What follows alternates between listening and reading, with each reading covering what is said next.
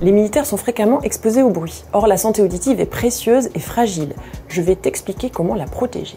Lorsque les oreilles sont exposées à un son trop fort ou trop prolongé, les cellules auditives peuvent s'abîmer, et ce de façon irréversible, et tu peux devenir sourd. Chaque exposition sonore excessive peut avoir un impact sur tes oreilles. Pas seulement les séances de tir, mais également le son, écouter trop fort, le travail en atelier, les concerts, les soirées. Voici quelques gestes simples pour protéger ton audition. Protège tes oreilles dans les environnements bruyants, par exemple les ateliers. Utilise des bouchons d'oreilles, des casques anti-bruit ou éloigne-toi de la source sonore. N'attends pas le seuil de douleur pour te protéger les oreilles, c'est trop tard, les dégâts sont déjà faits. Choisis des écouteurs ou un casque avec une réduction du volume et mets le volume au plus à la moitié du maximum. Par exemple, si j'entends le son de tes écouteurs dans le train, ce n'est pas normal, car il y a le bruit du train plus le bruit des écouteurs, c'est beaucoup trop pour tes oreilles. Lorsque tu es soumis à des sons forts, accorde à tes oreilles des temps de repos au calme. Si après une exposition sonore tu ressens des sifflements, ce n'est pas normal, tu as entamé ton capital auditif, c'est peut-être une cicatrice sur l'oreille interne, il faut consulter. Enfin, si tu as un rhume, voire pire, une otite, évidemment ne t'expose pas aux fortes pressions.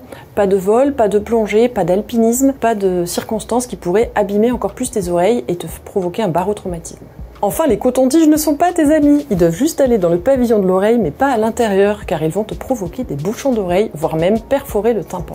L'impact des difficultés auditives est bien pire qu'une inaptitude au tir. Elle peut te couper de ta famille, de tes amis, avoir un gros impact sur ta santé sociale. C'est donc important de la protéger. Adopte donc les bons comportements. Et rappelle-toi que ta santé auditive est précieuse et irréversible si jamais tu l'abîmes. Donc à la moindre alerte, n'hésite pas à consulter ton médecin pour avoir des conseils et des recommandations.